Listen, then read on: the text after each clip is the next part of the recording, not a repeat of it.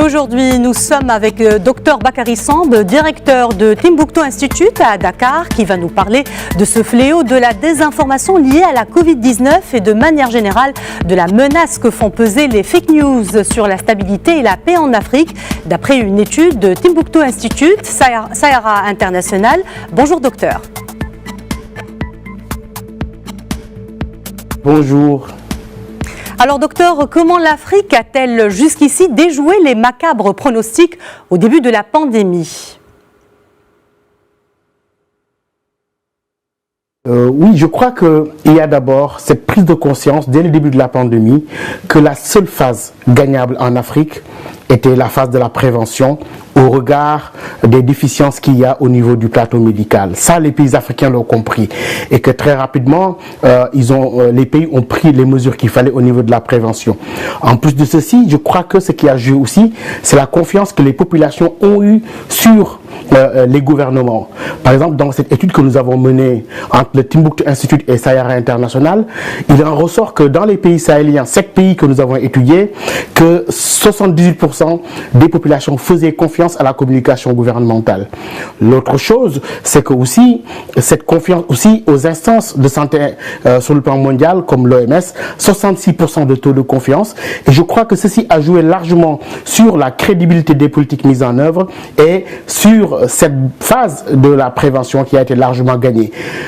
En plus de cela, je crois que certains évoquent des raisons climatiques, mais une prise de conscience était là, malgré les disparités qu'il y a. Par exemple, notre étude avec Sahara International a montré que, par exemple, c'est en Mauritanie qu'il y a une moindre prise de conscience, par exemple, sur la dangerosité de la maladie, alors qu'au Sénégal, ce qui posait problème, c'était plutôt la distanciation physique.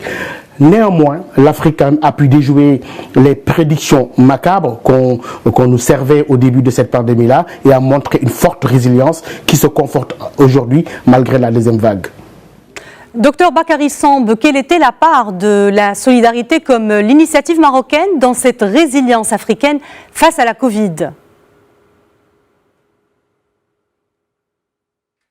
C'est exactement ce que j'appelle l'innovation en temps de crise.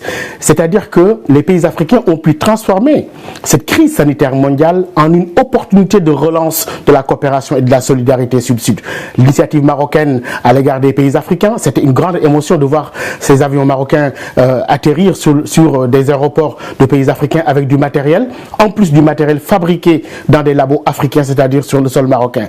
Ceci montre que l'Afrique était capable de se prendre en main dans un moment où les frontières étaient fermées et de réinventer véritablement la solidarité en l'adaptant à une crise qui menace encore la santé mondiale. Mais dans ces circonstances-là, je crois qu'il y a une belle expérimentation de la coopération sud-sud qui, à mon avis, devrait se poursuivre dans d'autres domaines. Quelle menace fait peser la désinformation sur cette résilience, notamment avec les fake news et les théories du complot ?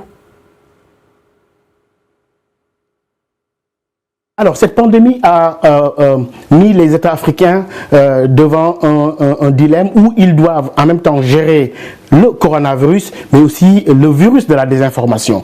Dans un contexte où il y a une explosion des sources en ligne, la connectivité sur le continent a explosé ces dernières années de 3600%, avec 54% des Sahéliens, par exemple, qui font confiance à ces sources-là. Face à cela, je crois que les sources comme la télévision, dans cette étude que nous avons menée avec Sahara International, sont encore très crédibles, avec un taux de 86%, tandis que pour la radio, on était à 84%.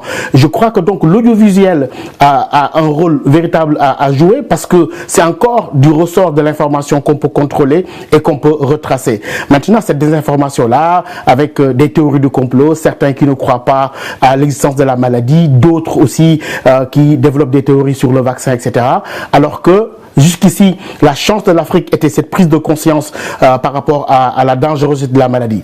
Mais les fake news news ont un autre rôle, c'est-à-dire que un effet déstabilisant. Nous avons vu ce qui s'est passé aux États-Unis un peu avant l'investiture de Joe Biden.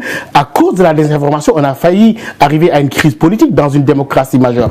Alors qu'en Afrique, on doit prendre conscience de cette désinformation-là sur la paix et la stabilité. Nous avons vu certains pays qui développaient des théories sur des conflits de pays voisins, etc. Je crois qu'on doit aujourd'hui prendre conscience de la dangerosité de cette désinformation-là et retravailler la crédibilité des sources d'information. Et je crois que cela dépendra de la capacité des Africains à tenir un système d'information crédible avec des moyens audiovisuels puissants qui peuvent couvrir le continent pour que véritablement cette désinformation-là ne se transforme pas en un facteur encore déstabilisant en plus des crises que connaissent déjà les pays de la région. Je vous remercie, Dr Bakary Samb, directeur de Timbuktu Institute à Dakar.